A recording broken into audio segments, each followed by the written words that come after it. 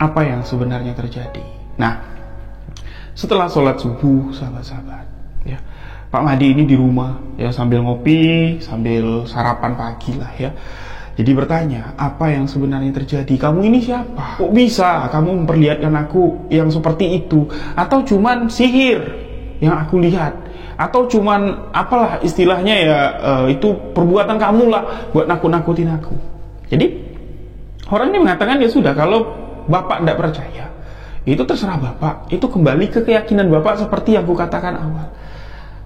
Aku yakin, kata Pak Madi. Tapi aku minta buktikan sekali lagi dengan cara aku mau tahu apa yang terjadi kepada mereka setelah mati orang-orang yang ada di kampungku.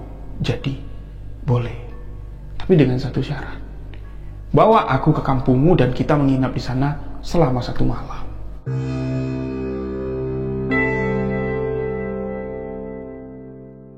Bismillahirrahmanirrahim. Assalamualaikum warahmatullahi wabarakatuh. Kembali lagi bersama saya, Rio Wijaya, di sebuah kisah misteri.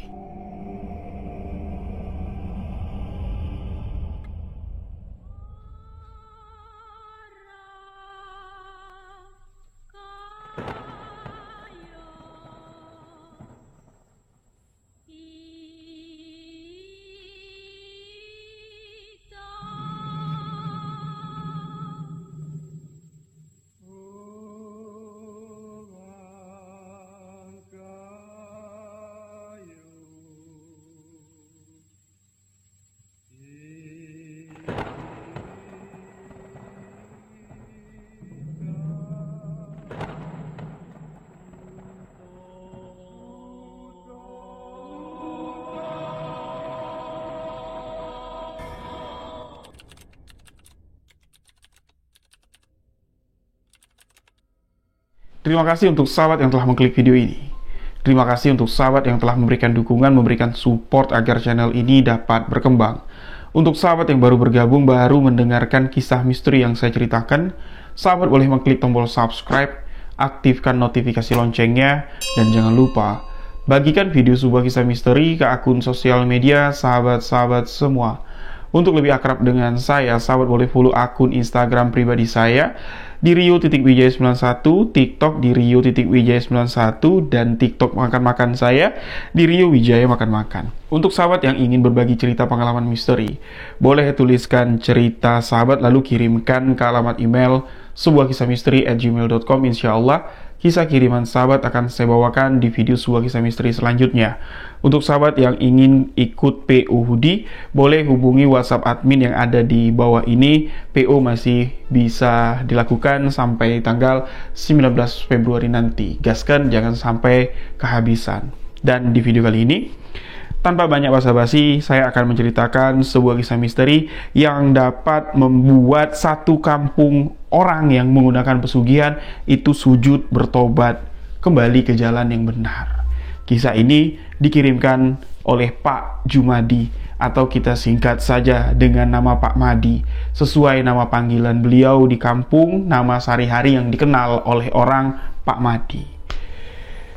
Kejadian ini berlatar waktu di tahun 2002 silam, yang mana tempat tinggal Pak Madi itu bukan sesuatu yang dapat dipungkirilah ya. Pak Madi mengakui bahwa anggota keluarga kandung Pak Madi, bahkan orang tua dari Pak Madi, mertua dari Pak Madi, tetangga kiri kanan, semuanya itu sangat percaya sekali dengan apa itu yang dinamakan pesugihan. Dan mereka ini menggolongkan pesugihan itu ada pesugihan kecil, ada pesugihan putih, ada juga pesugihan yang menggunakan tumbal. Itu namanya angonan atau ingonan mereka bilang. Nah, jadi tetangga-tetangga sekitar rumah Pak Madi, orang-orang yang ada di kampung itu, mereka di sini mengesahkan atau melegalkan lah orang-orang yang menggunakan pesugihan kecil, orang-orang yang menggunakan pesugihan putih. Nah, apa-apa saja pesugihan putih, pesugihan kecil itu? Salah satunya adalah uang balen dan pesugihan kandang burbrah. Ya, kandang bubrah apa burbah itu. Saya tuh sering kebalik-balik nyebutnya. Jadi kalau salah penyebutannya terbalik, penyebutannya ya minta maaf ya. Jadi termasuk keluarga dari Pak Madi ini. Ya, salah satu kakak dari Pak Madi ini sukses mendapatkan kekayaan dengan menjalankan ritual pesugihan kandang burbah atau bubrah, sahabat-sahabat. Nah, jadi Pak Madi ini pun ya mengikutilah ya tatanan-tatanan yang ada di desa tersebut. Hal-hal yang ya pesugihan kecil atau pesugihan putih ini banyak dicari tahu sama Pak Madi. Dah, Pak Madi ini orangnya kayak apa ya? Apesan kayak gitu. Masa iya orang berhasil melakukan pesugihan uang balen, aku ndak. Orang berhasil ya nyari istilahnya ya ngelok atau pesugihan togel kayak gitu ya. Aku kok ya ndak dapat, capeknya doang yang dapat.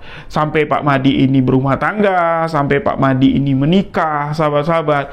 Dia sama sekali ndak pernah nyicip yang namanya berhasil dalam menjalankan ritual pesugihan. Sampai di suatu ketika Pak Madi ini disarankan oleh saudaranya yang sukses ya melakukan ritual pesugihan kandang bubrah ini, sahabat-sahabat, untuk mendatangi makam keramat atau wilayah keramat yang ada di desanya, yang mana tempat itu banyak sekali didatangi oleh orang-orang untuk mendapatkan ritual pesugihan kandang bubrah. Nah, jadi datanglah Pak Madi diantarkan oleh saudaranya.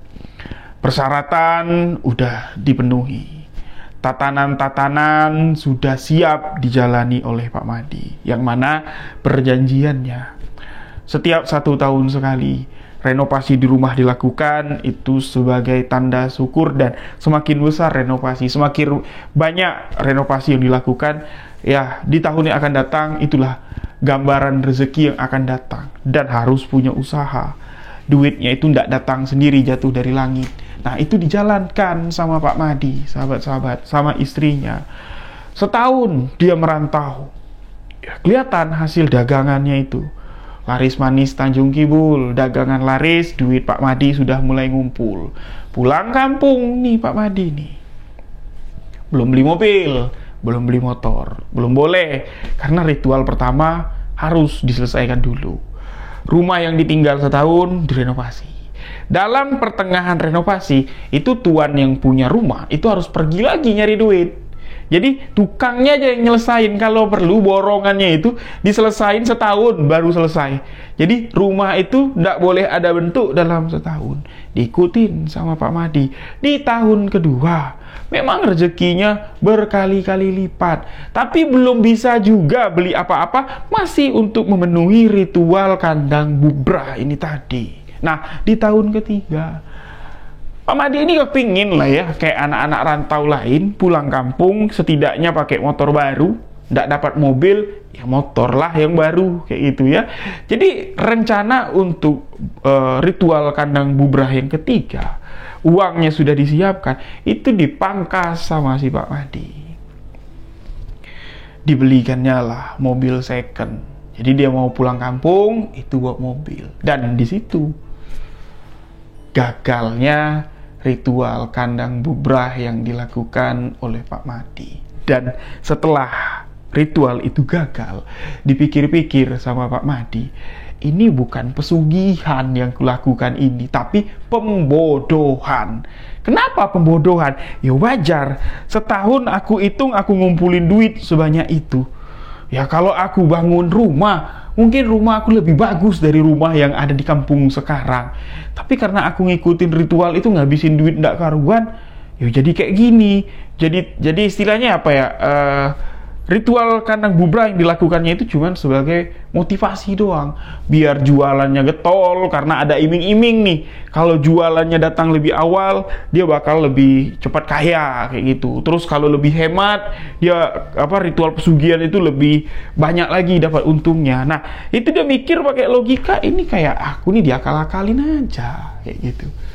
Nah, gagal lah ya ritual pesugihan yang dilakukan oleh Pak Madi. Disinilah di tahun 2002 itu, sahabat-sahabat, Di tengah hiruk pikuk warga kampung yang sedang menikmati hasil ritual pesugihan dan mereka menghalalkan ritual pesugihan itu, Pak Mahdi ini mencoba untuk menentang dengan istilahnya kayak memberi pemikiran-pemikiran kalau apa yang kalian lakukan itu sudah sesuai sebenarnya dengan hasil kerja kalian loh.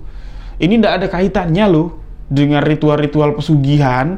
Jadi untuk apa kalian mengakui kalian pakai pesugihan tapi itu tidak ada hasilnya, tidak ada dampaknya? Ya salah jatuhnya. Kalian sudah percaya dengan ritual itu, sedangkan rezeki yang dikasih itu sesuai takaran dari Yang Maha Kuasa, dari Allah Subhanahu Wa Taala. Nah, di situ menjadi heboh nih. Pertentangan itu atau omongan Pak Mahdi ini menjadi istilahnya kayak pro dan kontra di tengah masyarakat yang menghalalkan ritual pesugihan. Bahkan ada yang menggolongkan ritual pesugihan kecil yaitu tidak dosa, ya dibolehkan dalam agama. Ada juga yang mengatakan ritual pesugihan putih. Nah itu yang sudah nyala. Nah Pak Mahdi di sini mencoba untuk menjelaskan, tapi dia tidak bisa ya untuk membuktikan kalau apa yang diomonginya itu betul sampai di mana. Satu persatu punggawa-punggawa dari kuncian-kuncian pesugihan ini yaitu kayak ngajak bentrok secara langsung sama Pak Mahdi dan keluarga. Sampai-sampai Pak Mahdi dan keluarganya ini, sahabat-sahabat, itu dikucilkan. Ya, jadi Pak Mahdi, istri, anaknya ini dikucilkan oleh keluarga kandungnya sendiri karena keluarga kandungnya ini kan masih penganut paham pesugihan kecil dengan pesugihan putih. Menghalalkan ritual pesugihan. Jadi mereka itu ibadah, tapi menjalankan ritual pesugihan ya itu jalan terus. Nah Pak Mahdi ini ditentang dan akhirnya didepak lah dia dari kampung tersebut.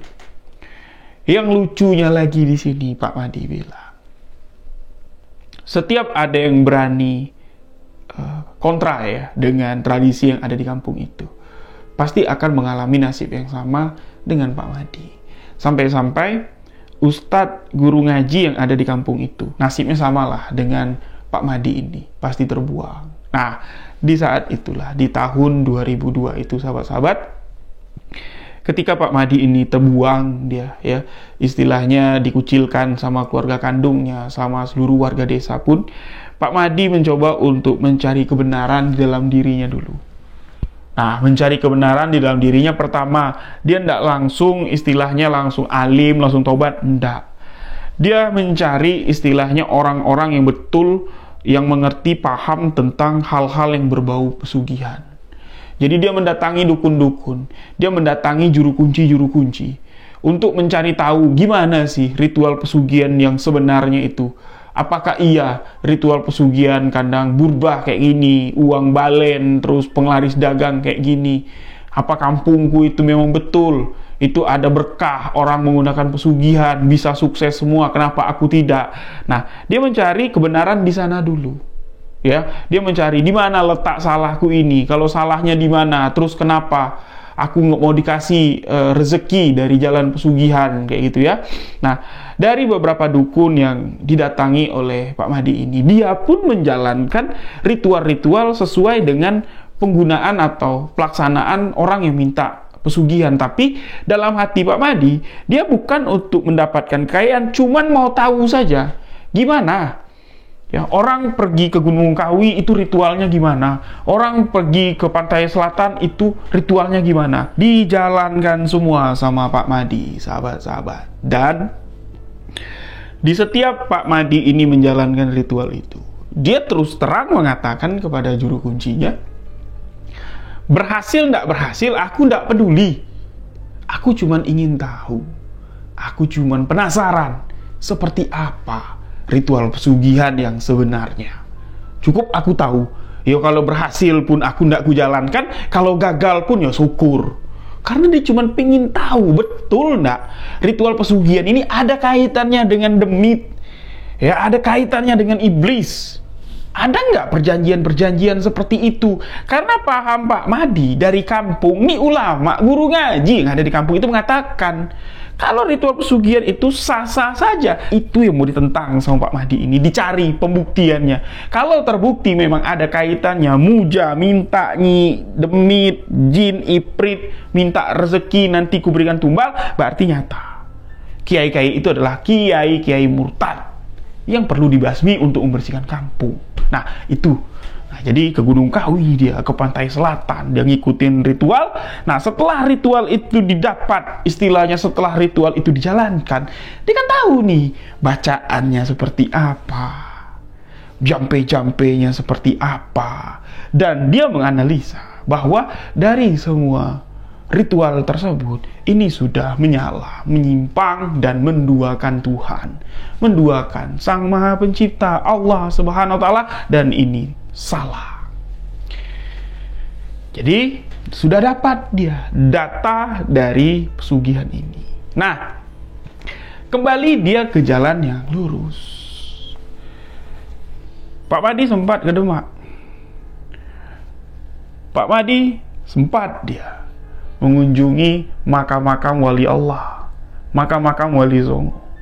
Di setiap makam wali Allah, di setiap makam wali Songo, terutama di makam Sunan Gunung Jati, dia bertawasul, dia minta, dia wirid di sana, ya Allah ya Tuhanku, aku meminta kepadamu, aku minta karomah dari wali-walimu yang dimakamkan di sini.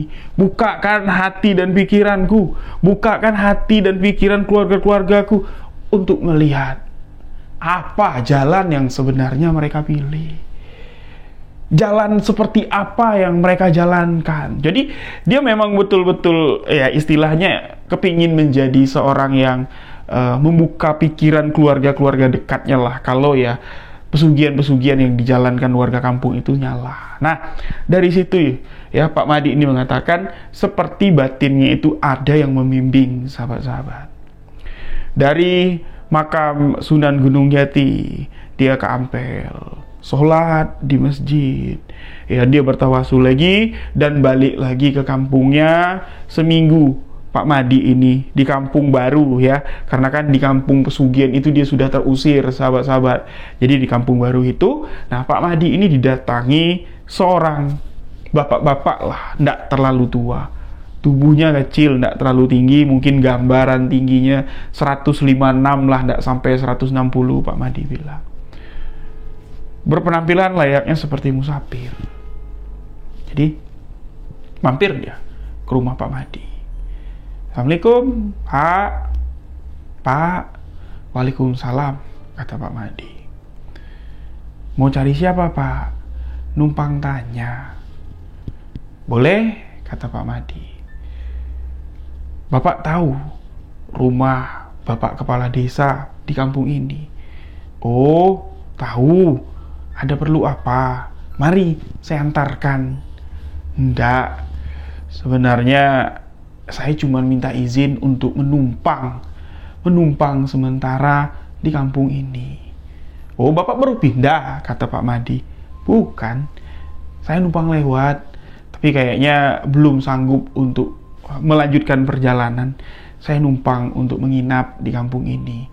Oh, lantas Bapak mau nginap di mana? Ada rumah saudarakah di sini atau di mana? Ya, enggak tahu, belum tahu. Ya, setidaknya nanti kalau musola ditutup, langgar ditutup, ya kalau ada pos ronda pun ya enggak masalah. Yang penting kan saya sudah izin dulu sama yang punya kampung. Oh, kalau kayak gitu yuk saya anterin ke rumah Bapak Kepala Desa. Nanti kalau Bapak Kepala Desa mengizinkan, Pak boleh nginap di rumah saya. Nah, jadi langsung diterima sama Pak Madi ini. Pak Madi ya melihat dari karakter orang itu alim kayaknya, orang baik, dan ya, dia juga butuh bantuan seperti itu. Diantarlah ke rumah Bapak Kepala Desa. Bapak Kepala Desa setuju, Pak Madi memberikan tumpangan menginap, dan menginaplah di rumah Pak Madi. Tak disangka, tak diduga, yang dicari Pak Madi selama ini keliling Pulau Jawa itu datang sendiri ke tempatnya. Wallahu alam bisawab, siapa laki-laki itu, sahabat-sahabat.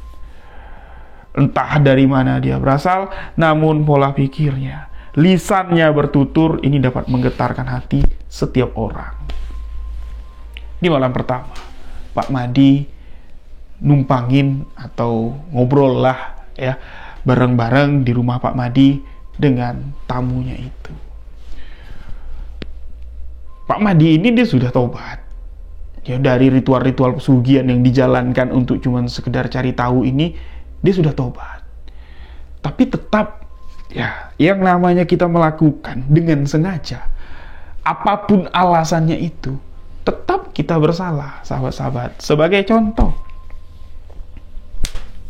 mukul nih, sakit. Siapa bilang nggak sakit? Entah itu alasannya sengaja karena marah, entah alasannya itu sengaja karena bercanda, tapi sakitnya kan tetap. Pukulan itu tetap. Seperti itulah yang dilakukan Pak Madi. Mau alasannya cuma sekedar cari tahu, mau alasannya apapun itu, tetap kau sudah melakukan ritual pesugihan, ya berarti tetap kau punya salah dan dosa dalam ritual pesugihan tersebut. Jadi dia masih gelisah, hatinya gusar. Tamu dari Pak Madi ini langsung to the point saja, dia mengatakan, Pak, andai kan kita bisa berjalan di atas samudra, takkan pernah ada lagi guna layar terbentang untuk menyeberangi lautan. Maksudnya apa, Pak? Ya, setiap hati manusia itu memang layak terombang-ambing, tapi kudu mesti ada alasannya. Bukan seperti hatimu yang terombang-ambing karena dosa-dosa yang sengaja kau lakukan. Hah? Maksud Bapak apa? Ya kalau mau bertobat, bertobatlah dengan sungguh-sungguh. Jangan pernah lagi menoleh ke belakang. Jangan pernah lagi membenarkan diri dosa yang kau buat untuk kebenaranmu. Maksud Bapak apa? Ya, tidak perlu aku jelaskan lagi. Kira-kira apa dosa yang kini kau banggakan, yang kau hebat-hebatkan? Apa perlu kau lihat apa ganjaran dosa-dosa yang sudah kau buat? Nah, jadi Pak Madi ini takut dia. Maksud Bapak apa? Ngomong apa? Dosa apa? Aku sudah lama, Pak, bertobat. Bahkan dengan pertobatanku ini, aku diusir sama warga kampungku, aku diusir sama keluargaku. Ya, tapi setelah itu kau bangga kan? Kau merasa bangga dengan apa yang kau lakukan. Nah, di situ baru connect Pak Madi ini. Oh iya, ritual-ritual yang kulakukan setelah aku terusir, entahlah, kata Bapak itu, hanya kau yang tahu. Nah, di sini Pak Madi ini ngajak ngobrol panjang lebar dan orang itu mengatakan, sekecil-kecilnya dosa, ganjarannya akan lebih besar dari dosa yang kau buat. Tapi sekecil-kecilnya pahala yang kau buat, jangan takut pahala itu semakin mengerucut, hilang di bawah suasana atau hilang di tiup angin. Yang namanya dosa kecil itu ganjarannya akan menjadi besar di kehidupanmu nanti. Tapi pahala yang kecil itu akan menjadi ganjaran yang besar, berlipat kali ganda kebaikan yang akan kau dapat. Itulah yang namanya kehidupan. Jadi jangan kau berpikir dengan ritual yang kau lakukan itu kau bisa mencari pembenaran dan kau bisa membenarkan dirimu telah melakukan itu. Sama saja kau berkedok di balik dosamu. Tobatlah sebelum terlambat. Jadi sujudmu selama ini, tobatmu selama ini itu percuma, karena kau belum mengakui dosa-dosa yang telah kau buat. Makanya hidupmu masih marat kayak sekarang, hidupmu masih seret kayak sekarang. Bertobatlah, jalan tobatmu terbuka lebar. Nah, di sini baru Pak Madi ini sadar, tamuku ini bukan orang biasa-biasa. Tamuku ini punya kebatinan tinggi.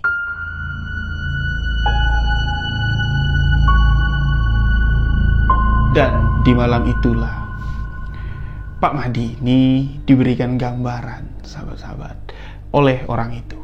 Jadi tamu Pak Madi ini mengatakan, ya wis, kalau kamu memang kepingin tahu tentang kebenaran apa yang terjadi, tapi ini tergantung keyakinanmu.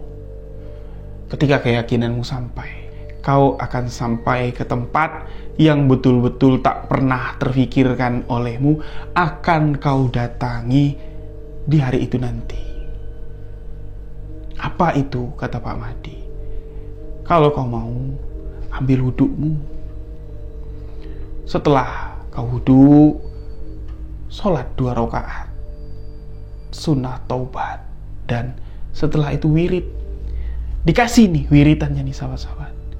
Zikirkan itu sampai kau tenggelam ke dalam alam bawah sadarmu. Dan insya Allah kau akan dihantarkan untuk melihat apa yang terjadi sebenarnya di kehidupanmu, di kehidupan keluargamu, dan di kehidupan warga kampungmu.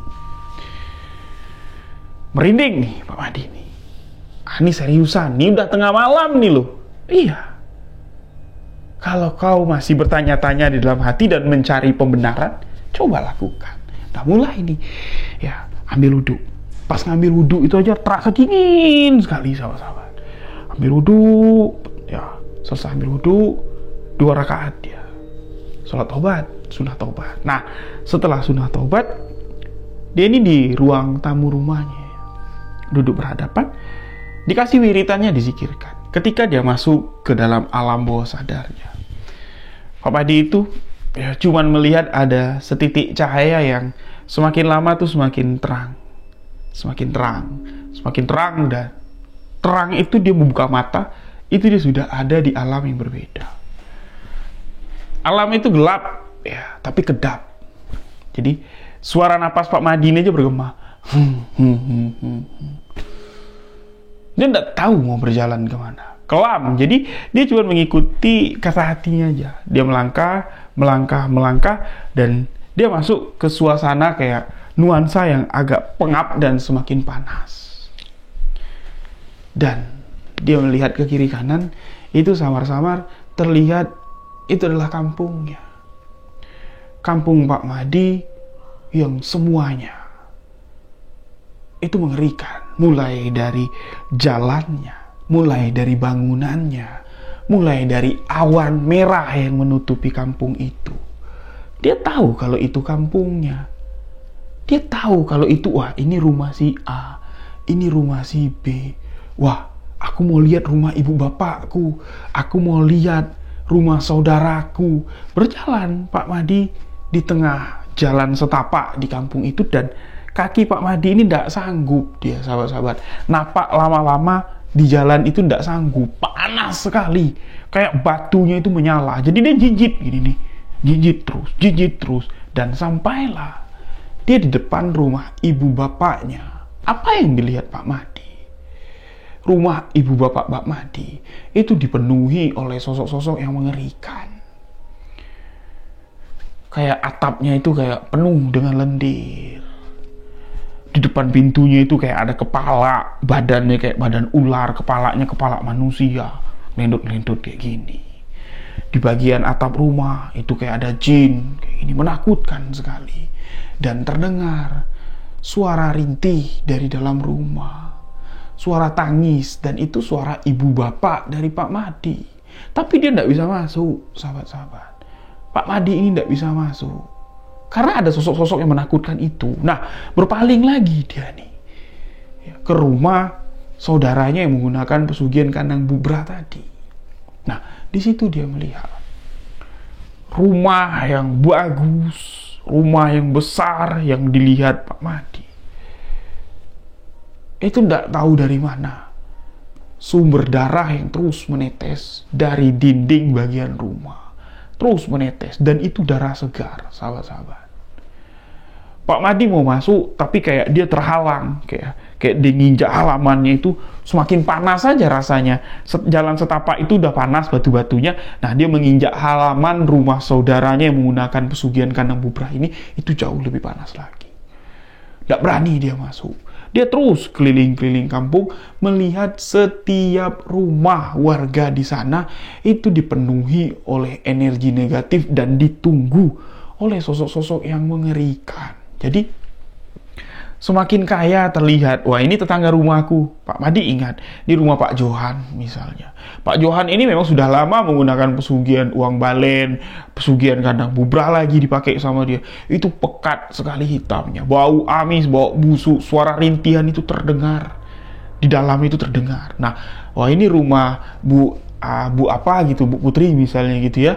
Nah, ini pesugihannya tidak terlalu banyak dipakai. Nah, itu agak terang lah sedikit. Nah, jadi dia berkeliling di situ dan melihat berarti apa yang dihalalkan oleh orang-orang desaku itu adalah siksa yang mereka jalankan. Innalillahi di situ. Pak Madi ini tersadar dari mimpinya dan dia nggak ngapa. Dia nggak sanggup memikirkan apa yang terjadi di rumah ibu bapakku.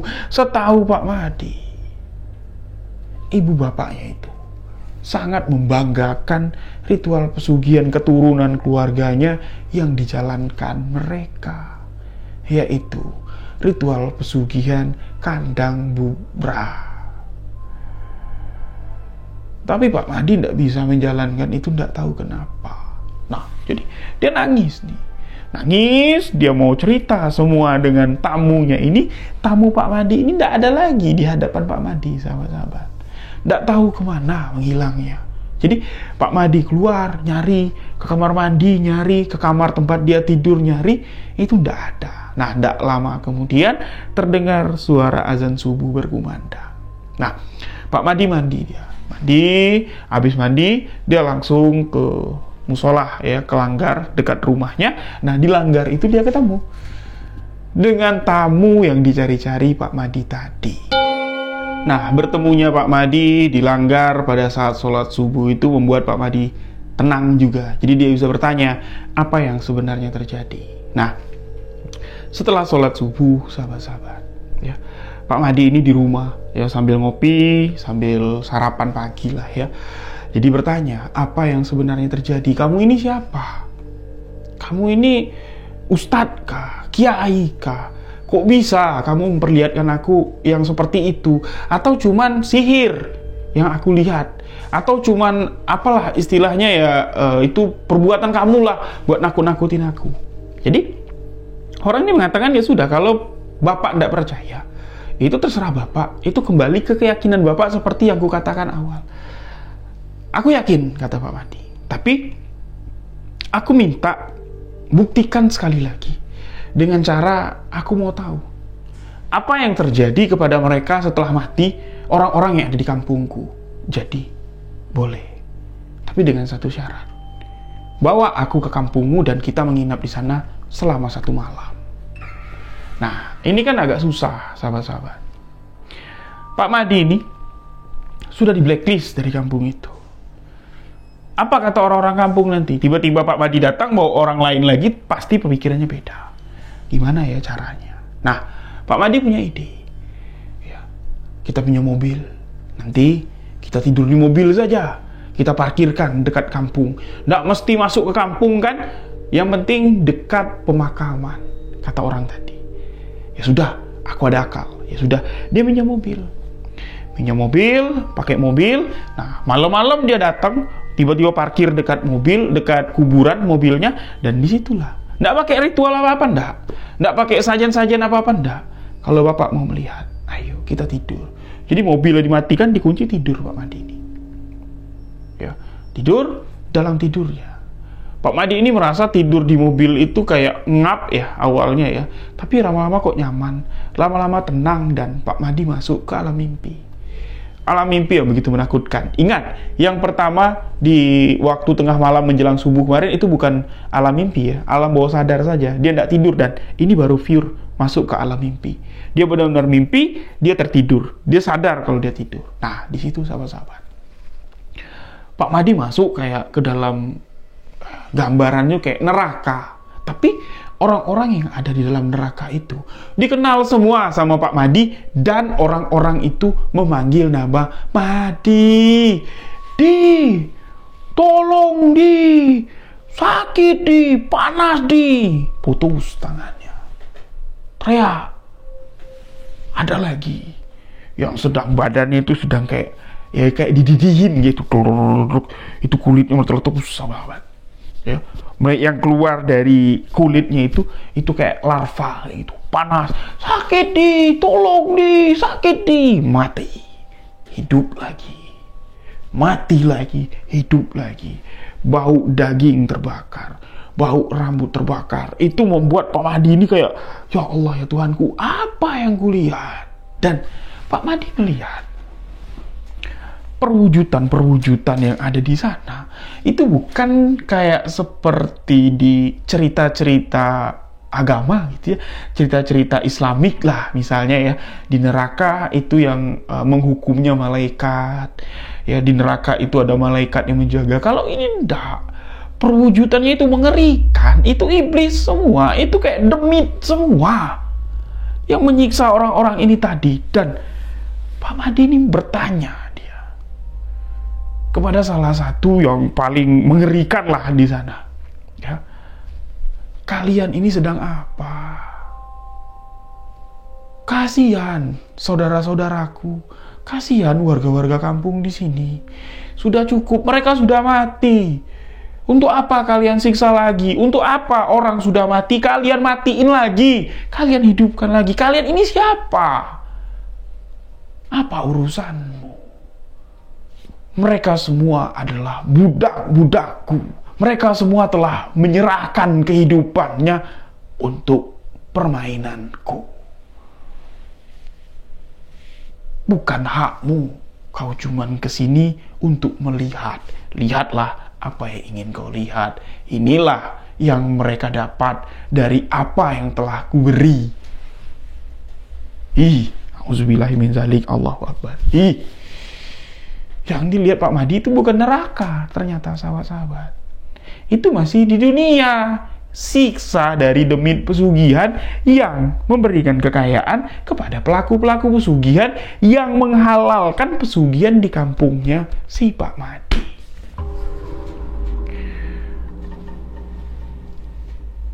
Pak Mahdi tidak dapat berbuat apa-apa. Pak Mahdi pasrah aja dia. Ngelihat iblis-iblis itu narik leher orang sampai putus. Pegang kakinya, pegang tangannya, ditarik, putus badannya. Dan ada satu kejadian yang mengerikan sekali. Ada sebuah meja panjang, yang mana meja itu bersusun ya. Ada orang baring di atas itu. Orang-orang yang baring di atas itu dikenal sama Pak Mahdi. Ada makhluk yang tangannya kurus tapi panjang. Itu masukin tangannya dari tenggorokan, itu tembus ke bagian bawah. Kuak gitu. Ditarik lagi keluar, dimasukin lagi dari tenggorokan melewati perut dan tembus ke bawah. Teriakan sakitnya, rintihan sakitnya itu membuat Pak Mahdi bertakbir ya di dalam sana.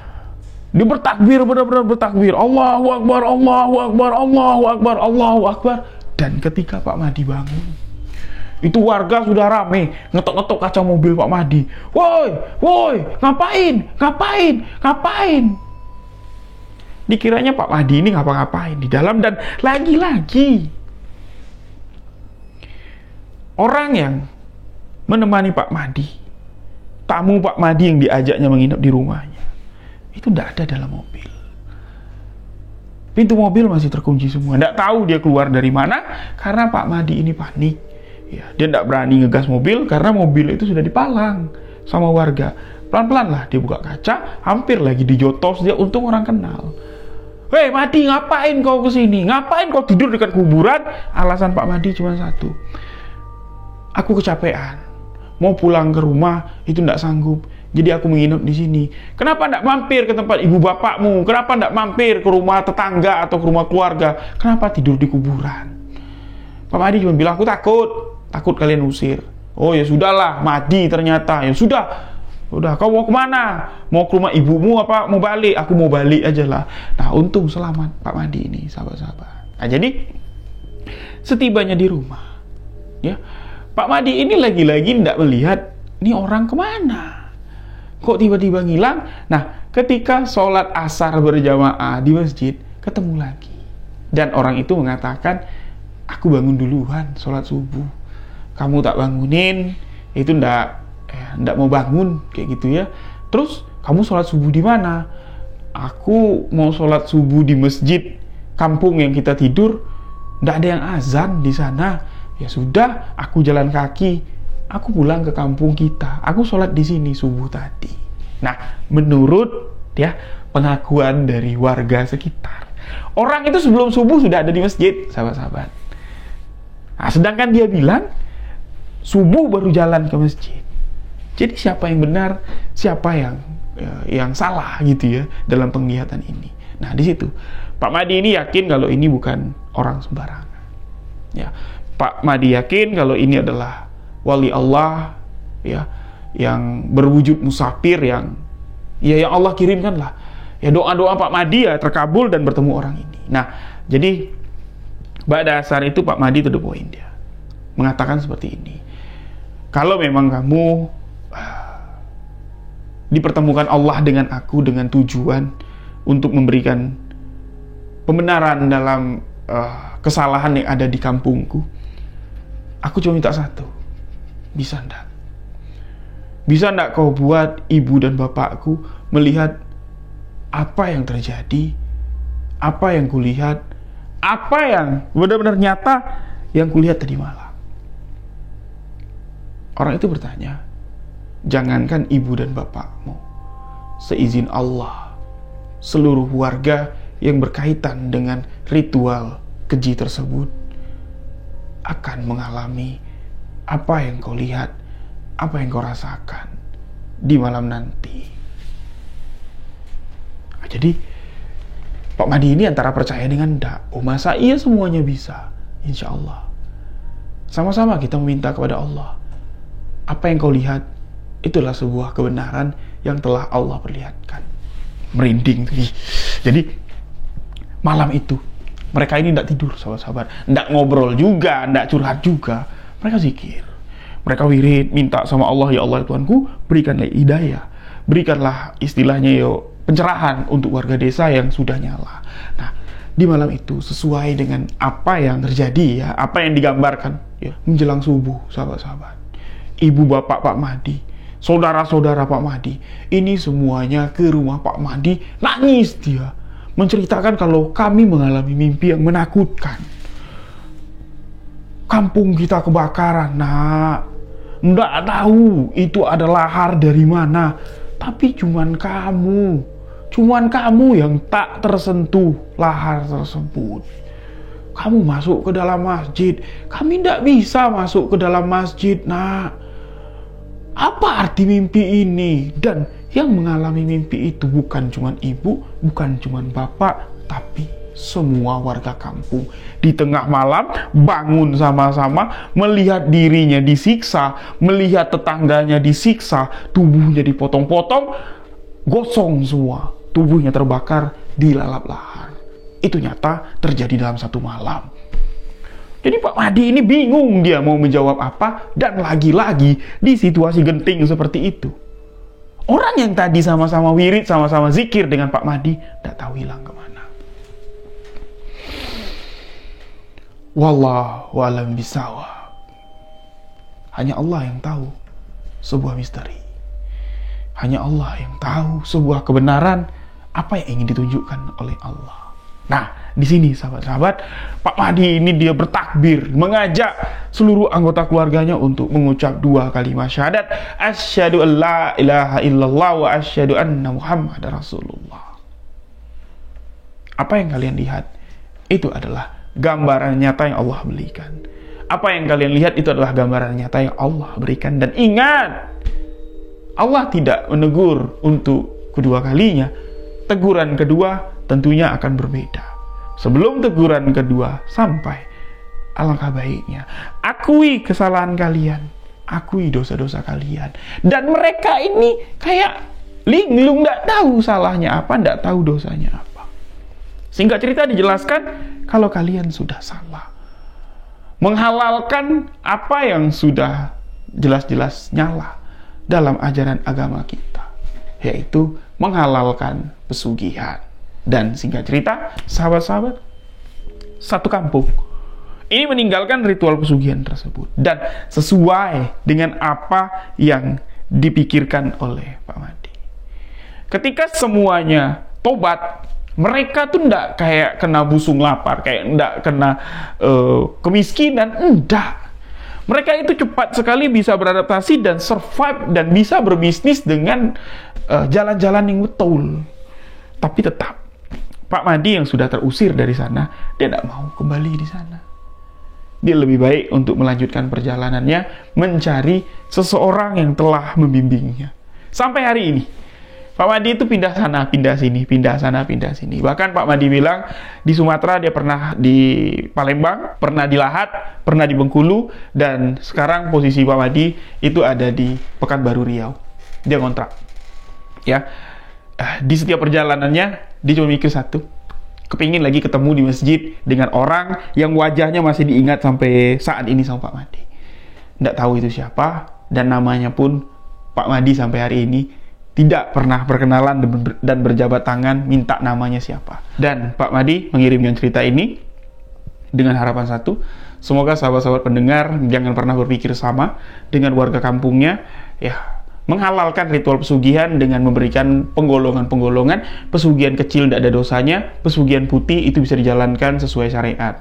Itu semuanya adalah tipu daya iblis. Mohon maaf jika ada salah kata, salah ucap dalam penyampaian ini. Saya Riwijaya undur diri. Wabillahi taufiq wal hidayah. Wassalamualaikum warahmatullahi wabarakatuh. Salam sahabat misteri.